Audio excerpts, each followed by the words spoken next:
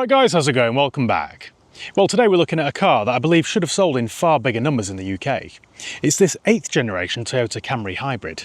Now bear with me because I know this isn't the most glamorous car, but it is very good. In fact, after living with this for the last week, I truly believe we've shot ourselves in the foot by ignoring it. This model is known as the XV70 and it first came out in 2017 and it ran until 2024 when it was replaced with the XV80. And despite a few quirks and the undeniable Uber driver energy it gives off, it's a superb car. So let's take a proper look at it and try and work out why the UK shrugged at a car that's popular in most other countries and territory all around the globe. Okay then, let's start off with this styling. It might be a little bit yawn-inducing, but it's definitely not ugly. Toyota definitely went for understated executive rather than bold or aggressive. It's the sort of car that would never raise your heart rate or make you look back one final time as you walk away from it, but it'll never let you down. I think it looks quite good from the front. It is distinctly Japanese, but I quite like these slim headlights and I quite like the fact that they're tied into the front grille. It does look quite professional. It's not aggressive like a lot of German cars, but it's not bland either. You can see they've tried. They've tried to cover all bases with this and make it as inoffensive as possible. You know, it would suit somebody's first car just as much as it would somebody's last car. From the side, the Camry has proper saloon car proportions. Long bonnet, sweeping silhouette, and nicely tied in at the rear. You've got these nice creases down the side, so it's not a complete plain Jane. And then round the back, it's more of the same. It's tidy, cohesive, conservative. You know, when you're driving this car, it's so tame, you forget what you're in. And then when you drive past a Camry, you think, actually, that's not a bad looking car. Nothing shouts or screams, look at me, but it's not bland either. I think they've got the balance just right. The more you look at this, the better it gets. You've got a diffuser down here to an exhaust, so they have tried to be sporty, just not in a crash through Halfords kind of way. Granted, it is a bit Uber in white, but in a nice metallic colour. They look good. While we're back here, I may as well show you the boot space because the boot is absolutely huge. It offers 524 litres of space, and you can fold down the rear seats in a 60-40 split. It just means you can fit plenty of luggage in there, which means it would make a pretty good Uber. Inside, then the Camry is classic Toyota. Everything feels as though it's been designed to last generations. Although maybe not this gear knob because that is showing signs of wear. Everything feels really solid and well built. All the switchgear and buttons feel as though they'd last a lifetime. Also, the layout's really good. There have been 4 of us using this over the last week or so, and everybody's quickly figured out where everything is. The seating position's very good, the visibility is very good, and all the controls fall naturally to hand. There's also plenty of space inside. I've got loads of headroom, loads of legroom, plenty of space for my elbows, and you get loads of cubby holes. Under this soft, comfortable armrest, you get a huge cavernous space here for storage.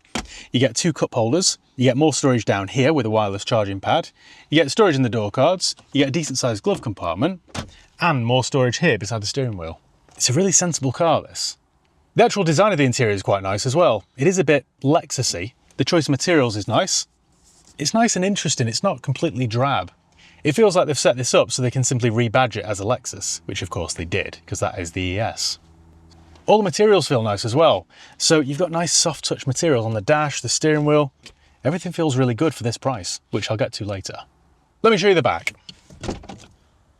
Now the rear space is excellent. This is one of the few saloons that you can fit in comfortably if you're over 6 foot tall. You've got an armrest in the middle with 2 more cup holders. You get 2 isofix points in the back on the outer seats. And yeah, there's just loads of room. Loads of headroom, loads of elbow room, plenty of leg room, even in the middle.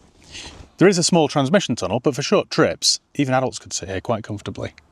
Whilst this might not have loads of bells and whistles, what it does have gives you absolutely nothing to complain about. We've all used this for the last week or so, and we've all been quite happy. And for us moaning Brits, this is exactly the sort of thing we should buy. Forget BMW, Audi, Jaguar, all that sort of thing. You should just buy one of these instead. What this is essentially is a 5 Series sized car for 3 Series money, and you can't really argue with that. Should we get this on the road then, and get the aircon on because I'm absolutely melting.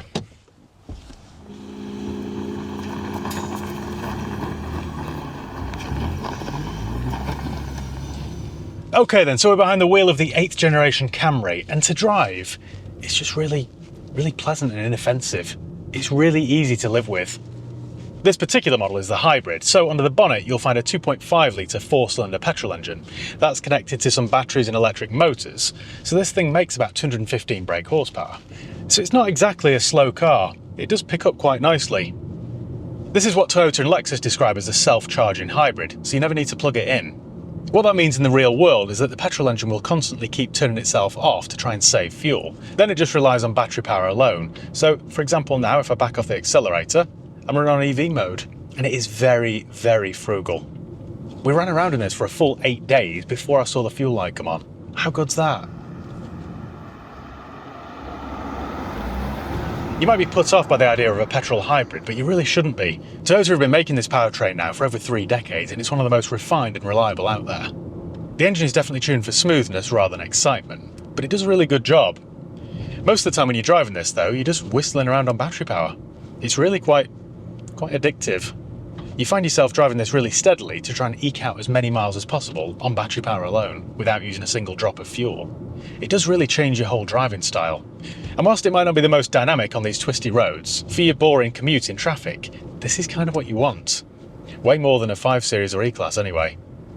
When you run out of battery and the petrol engine wakes from hibernation, it does so quite seamlessly. You barely notice it's back on.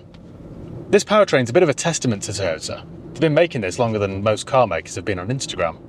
They're only available as an automatic, and the gearbox in question is an eCVT, which I'm not a huge fan of, but it does a reasonable job.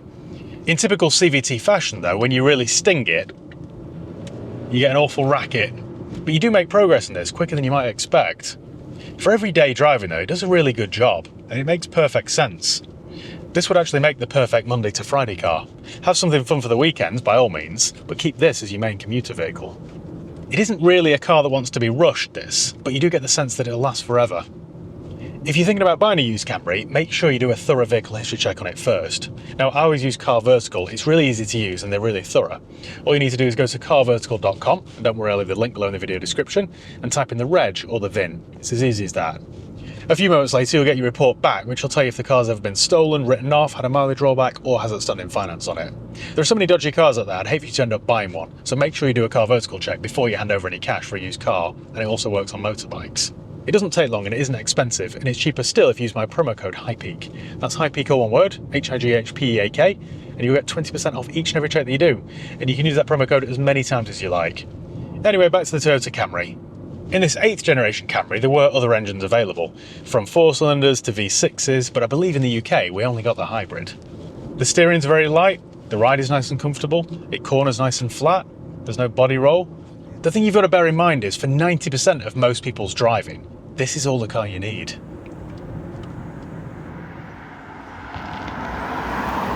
In lots of countries all over the world, the Camry's always a bestseller, but never in the UK. It never really took off. Driving the Camry really is a masterclass in quiet competence. It doesn't scream or shout, it just does its job, without fuss. The focus here really is comfort and economy. There are 3 buttons below the gear lever. You've got Eco, Normal and Sport. So if you do find yourself late for work one morning, you press the Sport button and you simply get a green light on the dash that says Sport. There are no other changes. Just kidding, it does feel a little quicker. This isn't the sort of car that you want to rush though, ever. It feels a bit strained, but it will do it. It's just not happy about it. The ride quality though is really one of the best things about it. It just seems to absorb all the bumps without any fuss at all. It's quite impressive. It has a lovely floaty smooth feel to it without ever feeling wallowy. On the motorway it's almost Lexus quiet, all while you're doing 55-60 miles per gallon. Told you it was impressive, and yet still nobody bought it in the UK. In the corners it behaves itself, it's nice and predictable. It is everything that you'd need. I know I've touched on this already, but the other big selling point with the Camry Hybrid is fuel economy. Now this thing will do 50 miles per gallon around town and 55-60 on a steady motorway run. It's really impressive. If you drive this like a retired nun, you could quite easily see in excess of 60 miles per gallon from this. So I guarantee it will save you money at the pumps. What you've got here is a car that's as big as an Audi A6, but with a fuel appetite of a Toyota Aygo. It's no wonder Toyota sells millions of these globally, is it? It isn't all good though, there are a couple of annoying things about it. The turning circle, for example, is atrocious. It's almost like an old Volvo V70. This will turn an easy 3-point turn into a 5 or 7-point turn, which is a bit of a surprise. My next complaint is with the infotainment system. It's quite laggy and old-fashioned. It's like somebody's first attempt at an infotainment system back in the early 2000s. You just expect better from a car giant like Toyota. It all works, but it's just a bit clumsy and dated. If you've got grey hair, you'll probably think it's state of the art, but for anyone born in the last couple of decades, it simply isn't good enough. The graphics are basic, the responsiveness is a bit leisurely, and the menu layout feels like it's been borrowed from a toaster. That said, it does have Apple CarPlay and Android Auto, but it is wires. You've got to keep your device plugged in at all times. With your phone plugged in though on Apple CarPlay, then you don't really care about the Toyota system. You just use CarPlay instead. In terms of reliability, then you really shouldn't have a problem. This is one of the most reliable used cars out there. According to owners' reports I've read, some have complained about squeaky front brake pads, but really if that's your only complaint with a used car, then you're not doing too badly, are you? This particular car has done nearly 90,000 kilometres, and of course it's a rental car, so I can't imagine it's had an easy life, and yet there isn't a single rattle, creak or squeak. It is impressive, isn't it? From what I've read, problems on the Camry are remarkably rare. So if you buy one of these used, you should have all the confidence in the world. Just make sure it's got full service history, make sure it's in good condition, and try not to buy an ex-renter. When this generation Camry arrived in the UK, it was priced at between £30,000 and £33,000 depending on the trim. Now compared to German rivals, that was excellent value for money, and yet it still wasn't enough reason for people to go out and buy it. The British buying public just didn't care for it that much, which is a shame because it's a really good car. I mean, thinking about it, the saloon market in the UK is in decline anyway, and those who do want a saloon tend to buy German. As a result, Toyota only sold modest numbers of these before quietly pulling it from the UK altogether. It wasn't because the car was bad. I think really it's because Brits at heart, as much as they'd probably hate to admit it, are car snobs. They'd rather buy something with a better badge. The rest of the world saw this for what it was and lapped it up, but people of the UK bought SUVs instead with questionable reliability. Prices for used hybrid Camrys in the UK start at around £12,000, but that will get you an early high mileage example. You'll have to spend between 16 and 18 to get yourself a good one. But there just isn't that much choice out there because few people bought them new. Of course, if you want something with a touch more luxury and a better badge, you could buy the Lexus ES, which is exactly the same car, only nicer finished. Saying that, they're not exactly a common sight on UK roads either, so you won't have much choice when you look at Lexus ESs either. So this is a car that deserves more recognition really, and it should have sold in the UK better. It's comfortable, refined, economical, quiet, reliable, practical, and incredibly easy to live with on a daily basis. It's funny really, or sad I guess, but if this had a German badge on the front, people would be absolutely tripping over them. I've genuinely enjoyed my week with it. You know, when I got to the rental car desk and they gave me the key for a Camry, I thought, that's not very exciting, is it? But I've really enjoyed it. It's a really good car this, that does almost everything right. Well, I think that's about it for today's video. If you enjoyed it, make sure you give it a thumbs up. Make sure you subscribe if you haven't done already. You can follow me on Facebook, Instagram, Twitter and TikTok. I'll leave the links below. And yeah, I'll see you next time. Cheers guys.